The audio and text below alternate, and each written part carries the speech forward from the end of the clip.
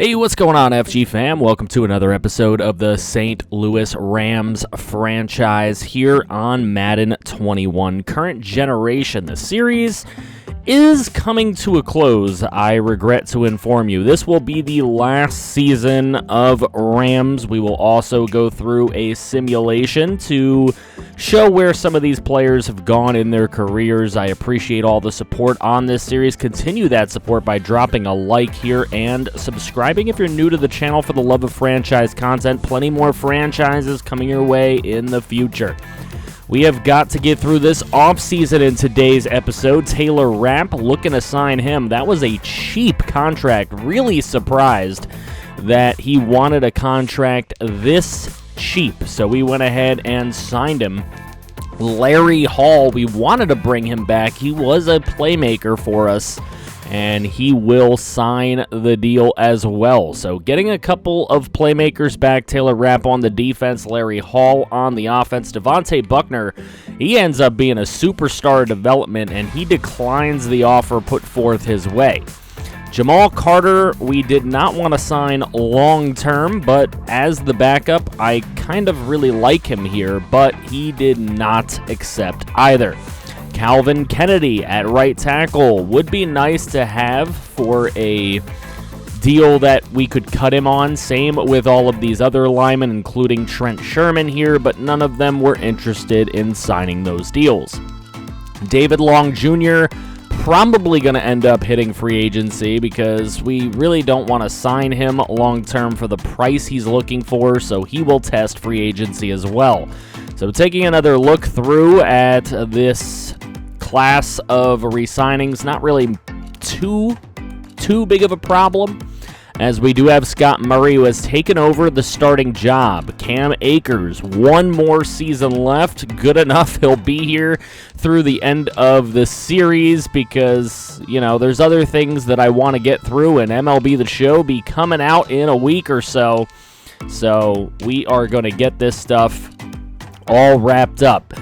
We have right tackle wide open. We're going to need to probably sign or draft in that particular position as we continue to look at this team. I like how Darrell Cage came on this season. Hopefully he continues to play well. Van Der Esch, one of our premier defensive players, along with Jalen Ramsey and Jair Alexander, of course. So we're good with the first two corners. Maybe signing a slot corner would do us well, as we did lose David Long, Taylor Rapp, and Terrell Burgess out there at free safety, and of course John Johnson III with Roy Wynn. So the safeties are pretty strong. Sam Sloman's still on the team. So when we get to free agency here, priority number one is getting our backup quarterback signed back up. So $2.5 million for 4 straight seasons. That's what we offer. Devontae Buckner, we want to keep him as well. That's superstar development. We want to make sure that he is on the team as well. Kamu Grugier-Hill, one of my favorite names to say. We want to bring him in just in case we can't find anyone better. Kazir White, we offer a deal as well. The best pass coverage linebacker in the free agency class. Wanted to try to bring him in. We also offered Matthew Ioannidis, Brian Burns, but we're probably not going to end up getting those guys unless they take our first lowball contract. We do try to get David Long, but he's got some other suitors, so we're going to look at Kendall Sheffield instead, see if maybe we can bring him in some way, shape, or form.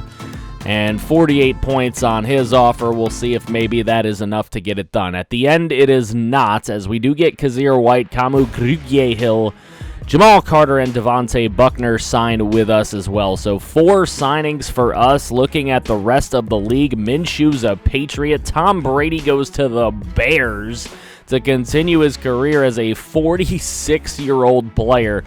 Unbelievable. Just, I don't know. I'm floored. I know that Madden has changed its code to allow Tom Brady to stay in further, but do we really think he might? He might stay till he's 46, let's be honest. Blaine Gabbert going to the Pats. That's kind of funny. Jordan Howard, David Montgomery, so the 2 best running backs in the free agent class going to Tampa Bay. Hey, it's no longer Tampa Bay. He's in Chicago. Preston Williams, an Eagle. That's kind of gross, in my opinion. N'Keal Harry going to the Dolphins. Traquan Smith to the Bengals. Deontay Harris to the Saints again. Tyre Brady. Tyre. Wow. I think that's how you say his name. If it's not, let me know in the comments. I'm sure somebody will. Everybody's always talking about my pronunciations. Anyways, moving on. Offensive line, Trent Williams, the big signing at left tackle. Left guard. Not really any incredible players there. Nothing really to write home about at that position. At center, Rodney Hudson, the premier player there, and he will be going to Carolina to play with the Panthers. And we continue on into right guard, where Kevin Zeitler will become a New England Patriot.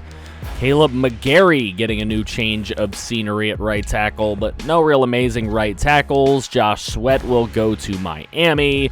Defensive tackle Ioannidis signing with the Pats. The Pats spending some big-time monies in this free agency period. At right end, Brian Burns ends up a Dolphin. Montez Sweat ends up a Patriot. So the Sweats will go to the AFC East. Jason Pierre-Paul signing with the Giants for one last run, I guess. Levante David to the Saints, the division rivals of his former team, the Buccaneers. Right outside linebacker, Quincy Williams was the best one out there, and he's going to Atlanta. Nothing really too crazy. Casey Hayward going to the Bengals. He was the best corner in this free agent class. Devin McCourty to the Washington football team. He was the only safety worth a damn that signed. And one kicker signed, one punter signed, and they weren't even very good. As we get into the draft, and, of course, we had pick number 17, and do we really need wide receiver? Maybe not, but who could pass on a 4-3-5 first and shuttle receiver just sitting here for us? A lot of the other players that we wanted to take as far as defensive capabilities or offensive line kind of went right in front of us, so Eric Greenberry, he'll have to do. 97 speed, 95 agility, 90 acceleration, so a lot of speed and some good route running, though that is where he could use a little bit of work. Good change of direction, though. Terrell Burgess getting traded away for the 33rd overall pick. We had to throw in a 5th and a 7th next year to get that done, but that is because we are bringing in Emmanuel Poe, the fastest safety in this draft class. And Emmanuel Poe, a 76 overall with hidden development coming out of Hook'em Horns, Texas. A zone safety, fits our scheme perfectly. 75 zone coverage. He tackles 71. He's not going to cover anybody man, but he can hit, and he is smart. And we could use a guy like that back there. 92 speed. Then we would trade for pick number 60 from the New England Patriots. We would have to give up a 3rd, a 4th, and a 6th next year to be able to select Derek Childress. Well, Derek Childress we would select before that particular pick. And Derek Childress, a middle linebacker, we're just looking for some more guys that can cover at the linebacker position. He's ranked 36. We took him at 49. Field general / pass coverage type of person. He may move to the outside, where we need pass coverage, right outside linebacker possibly. 89 speed, though, 89 excel, so he definitely can keep up with anybody he needs to. His awareness is really, really good. Zone coverage is good, and man's not bad. So that would move us into this pick that we traded for, pick number 28 in the back of this round. And Lance Thomas is available here. Pursuit, tackle, and awareness are his top 3 skills. And, you know, that's not a bad guy for late in the second round. 72 overall, run stopper. He also has some coverage about him as well. So looking to get linebackers that can keep up with tight ends and running backs, because we have had a strong problem with this in this series. 85 speed, 88 acceleration, 76 awareness. Guys that are smart, guys that are fast, guys that can make plays is what we're looking for. Then there's tight end Quentin Gunter, who had A- catching and B+ catching traffic with a B- in short route running. And Quentin Gunter, 75 overall, to pick this late in the draft, number 63. Ranked number 11 in true talent. He's a possession tight end, but he can be kind of converted relatively quickly to a vertical threat type of tight end. Good acceleration, good catching traffic. Definitely a guy that can replace Tyler Higbee if need be. Brandon Briggs in the middle of that defensive line. Just a little bit of depth here. Looking for a guy who can play D-tackle 3 behind Aaron Donald and Darrell Cage. A 72 overall run stopper. Definitely will fit the scheme. He is strong, 89 strength. He's got 77 block shed and 83 tackles, so he can definitely stop the run. He's definitely got to improve his awareness a little bit, but hey, who knows? As a depth piece in case somebody gets injured, he can definitely work out. So, our draft goes as followed. We had the first-round pick, just one of them, and then we had 4 second-round picks, a third-round pick, and then took a left tackle for some depth late in the draft in the 6th round. We did, of course, want some offensive linemen, but none of the ones we liked actually fell in our lap. Everybody was going after them right in front of every pick that we had. And as you can see, throughout this draft class, as we go through this recap, there just is not a lot of really good players in the draft class. As you can see, we did about as good as we could possibly do. In the 3rd round, there was a left outside linebacker, 72 overall, but where are the good linemen? You let me know. I mean, there really wasn't a lot of good offensive linemen in this draft class, and if they were taken pretty early. Of course, we had the 17th overall pick and then didn't pick again until the 2nd round.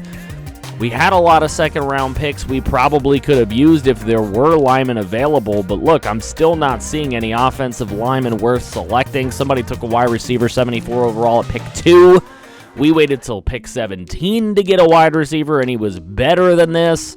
So I'm just not seeing the overall talent in this draft class. I think we did the best we could. There was a left tackle there who was taken 25th overall, but he was only a 70.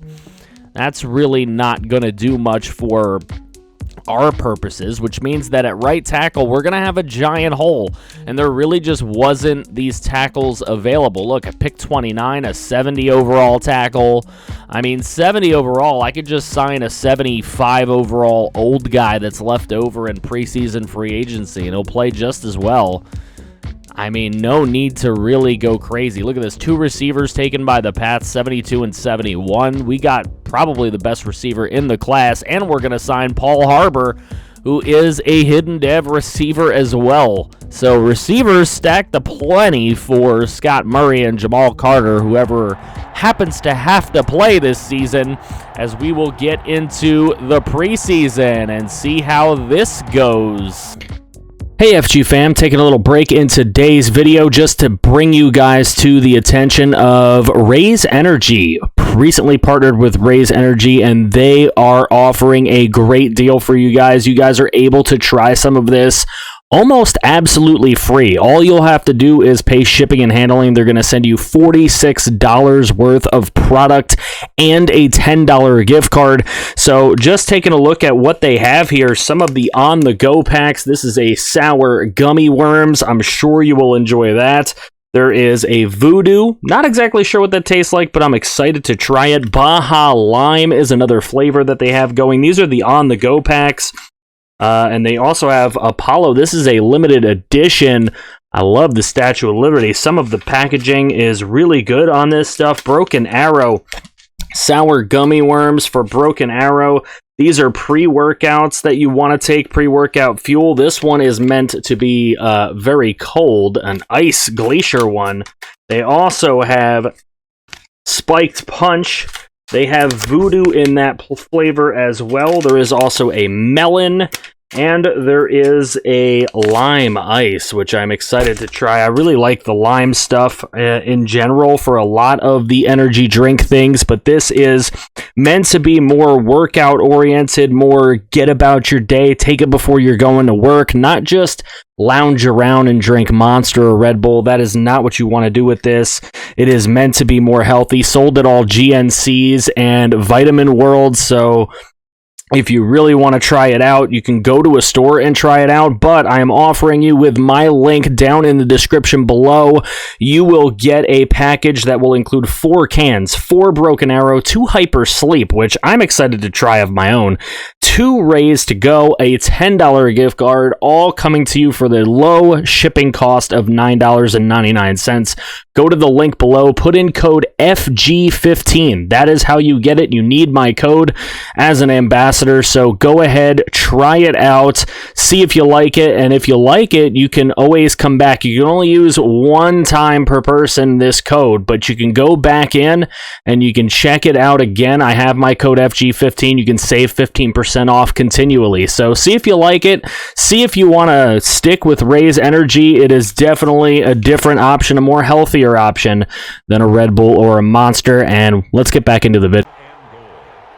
Little preseason action, and there's a big touchdown for Derrick Henry of the Washington football team. Signed a couple of seasons ago, and he is going to start this preseason off with a big touchdown. Here's Jamal Carter in the second quarter. He gets that one over to Bryson Hopkins, and the backup tight end picking up a touchdown. You love to see it. 7 all in this preseason game. 9 seconds left in the first half. Carter looking towards the end zone. He gets Devontae Buckner. So glad we were able to sign him back.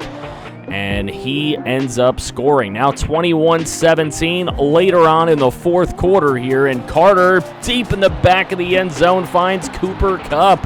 Jamal Carter trying to make a case to get that starting job back. But I think Scott Murray is going to retain his job. But a 31-20 win for the Rams in St. Louis against the Washington football team. They outpassed us but didn't outrush us.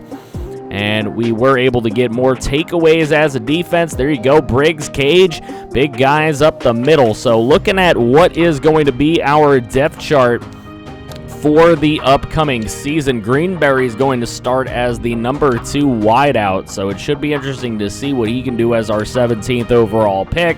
At right tackle, we've moved Connor Williams over there. Alex Peterson and Tack McKinley will join Aaron Donald and Darrell Cage up front. Darren Boston at left linebacker. We'll have Leighton Vander Esch in the middle this season, and Childress will indeed start at right outside linebacker. Of course, we have the great corner duo, Taylor Rapp and John Johnson, and we'll probably use our draft pick rookie safety all over the place. As you see, this will be our schedule. We will start out at home versus the Lions. We will then take on a Thursday night football game against the Niners, then road games against Cowboys, Seahawks. We got the Giants. We got a bye. We got Cardinals, Bengals, Eagles, Bucks, Cardinals, 49ers. We got the football team, Ravens. A lot of tough teams coming up in this season, and it's all going to begin with the Lions, but we will likely be simulating this season because I kind of want to get through this a little bit quicker. We will have some playoff games that we will obviously play, but I'm sorry, the support just has been dying down for most of the series on the channel, just about everything. So I've got to completely revamp the content and how I work it, but I do appreciate it. And if you still support me,